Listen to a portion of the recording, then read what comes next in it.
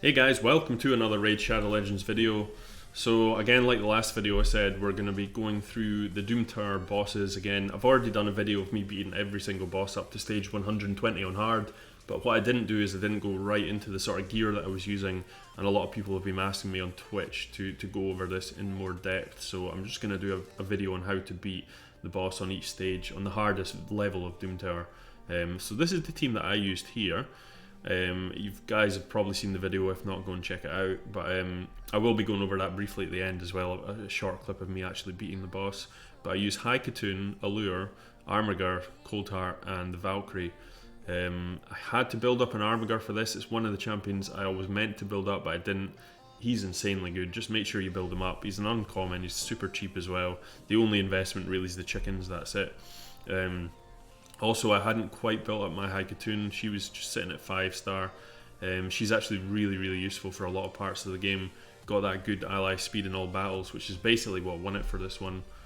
So let's go over all the gear first, then I'll explain how the team actually works. So your absolute fastest champion has to be Valkyrie. So Valkyrie is needed in this encounter because you need the shield up at all times. Because if any champion attacks without a shield up, basically the Scarab King will just counter-attack straight away and then puts a bunch of debuffs on, then it just goes downhill after that. The only way really to beat this boss is to not let him have a turn, because as soon as he takes a turn, well, you can survive maybe 1 or 2 turns, but it makes it a lot more difficult. If you can just keep his turn meter tick down the whole time and keep shields up the whole time and just slowly whittle him away, that is the best way to beat him for the vast majority of people. If you have insane gear, you can do it faster. There's other ways to do it, but we're not going to go into that because that's like the smallest, tiniest minority of people on the planet playing Raid that can actually do that. So Valkyrie, fastest champion, really strong. The other option for this, and this is one that I didn't actually build up because I had Valkyrie already built up, but this is a really strong option, is, let's see if I can find him, this guy, Metal Shaper. So Metal Shaper is actually probably better in a way, because he's got this A2 here which places a shield buff on all allies for 2 turns, but it's a 3-turn cooldown, but when booked it's down to a 2-turn cooldown, so you're always going to have shield up. So just make this guy fastest, boom, you know, as soon as that round comes up he's going to be into the boss, puts the shield up, and that shield's going to be up the whole time. So I'd highly recommend building this guy for this encounter if you don't have that Valkyrie, or if you want to leave Valkyrie in, or you know, the gear that you've got her in, she's maybe not fast enough. But that's how Metal Shaper works. He's really strong for this encounter. So anyway, my Valkyrie here is in triple speed set. The stats are about 6k defense. Looking at, I wasn't really looking for crit rate and crit damage. I do when I'm doing clan boss. Again, she's in kind of an arena build just now, so she's 330 resistance. I just used her with it because she had decent speed, 258. But you don't really need much else stats from her, as long as you can get her to about sort of 250 speed. That's kind of what you're looking for, because then the rest of your team can kind of trail behind her. You need her roughly 250 plus just to make the team work, because you need to be fast enough to make sure you're doing these decreased turn meters fast enough.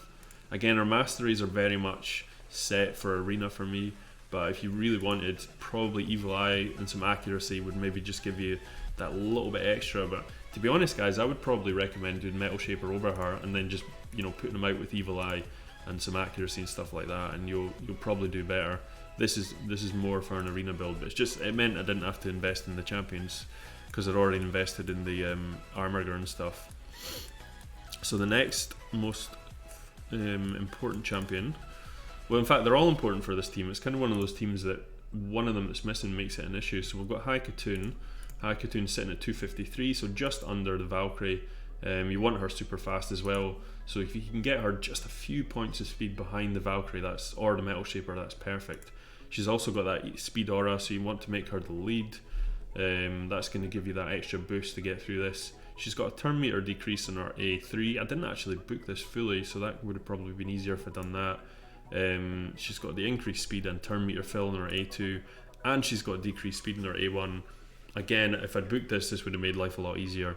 So if you can fully book this champion, makes it a lot better, because this doesn't land that much at 30%, but at the 45% it's much better. But that's really strong. Basically, if you don't get that decreased speed on in the first couple of turns, it's a wipe. so you need to get that on right away. But the good thing is with the turn meter, once you've got it on, because the champion or the boss even never takes the turn, you never have to worry about it coming off. So once you've got that on, yeah, you're good to go. Allure next. Allure, I was running, I just kind of put her up. I didn't even level these guys up to level 60 because I'd just leveled them up for this encounter. She's one of the slower, I think she might be the slowest champion actually at 205. But I just kind of stuck random gear on her.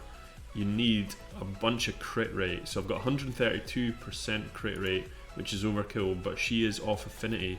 So if she hits weak hits, you know, you're just kind of looking to ensure that you're getting as many hits as possible. This is all you're using her for. I was manual in this encounter just to get through it, and it attacks 3 times at random, decreases turn meter by 25% on each critical hit. So really, really strong ability.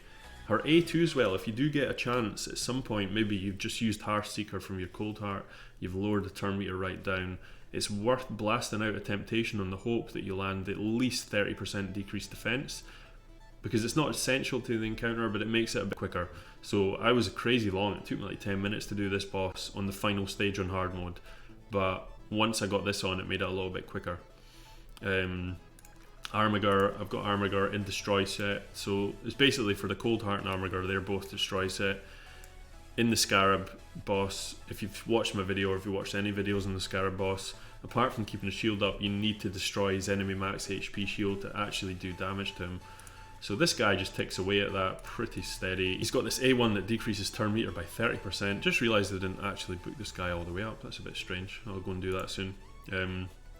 I was probably because I wanted to use him in auto and I didn't want him to use this ability too much. That's probably exactly why I did it. But anyway, I never autoed it in the end anyway. I just manualed it. So this is really strong. This can actually do some good damage as well because it's enemy max HP. He's just a really good champion, this guy. His damage is based on defense, so I've got him at 2.5k defense, nearly 100% crit. You need that accuracy, so at least 309, 310 plus. Plus I've also got, you know, I've got these 2 abilities here, so they're going to give him more accuracy. Those 3 abilities, sorry. Then just a few abilities down this tree here. And Destroy, obviously you're not going to be able to get crazy stats with Destroy because a lot of people just bin Destroy gear for ages, but I managed to get some okay stuff and a couple of perceptions. So speed, crit rate, defense, that's the kind of stuff you're looking for.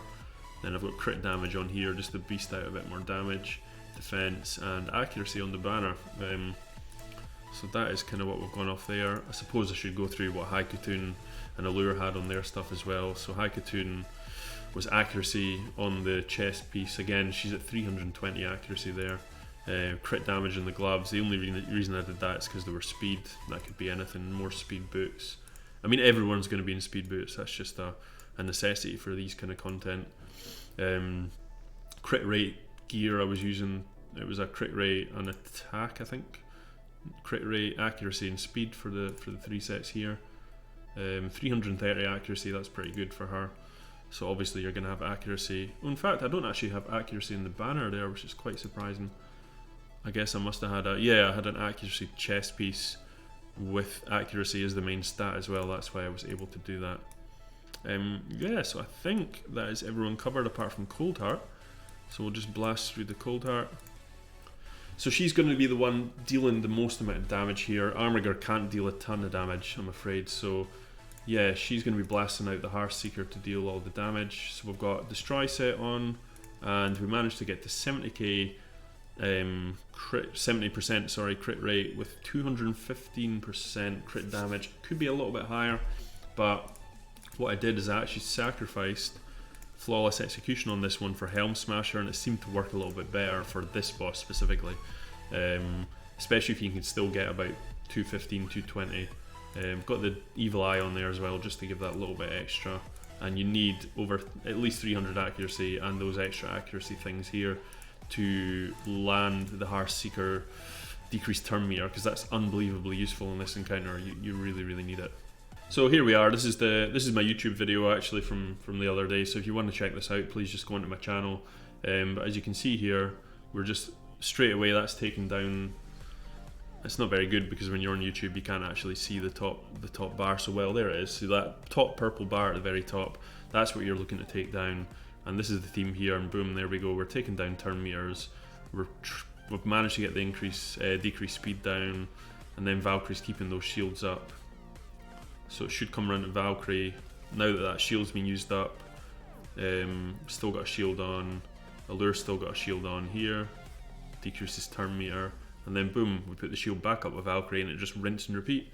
So that's really all you have to do. Keep using the A1 for Armorgar and just keep that turn meter down, try and deplete that purple bar all the way down, and then kill him. So it takes quite a while. As you can see, we're at like 11 minutes at the point when we actually kill him. So, but that is how you do it. That's an easy way to do it, and it's not a massively gear intensive or, you know, resource intensive team. This, you could easily do this with Metal Shaper, like I say, in space of the Valkyrie, and you've got a great team there, guys. So anyway, hope you enjoyed the video. Please like and subscribe to the channel, hit that bell button for notifications, and have a great day, guys. Peace.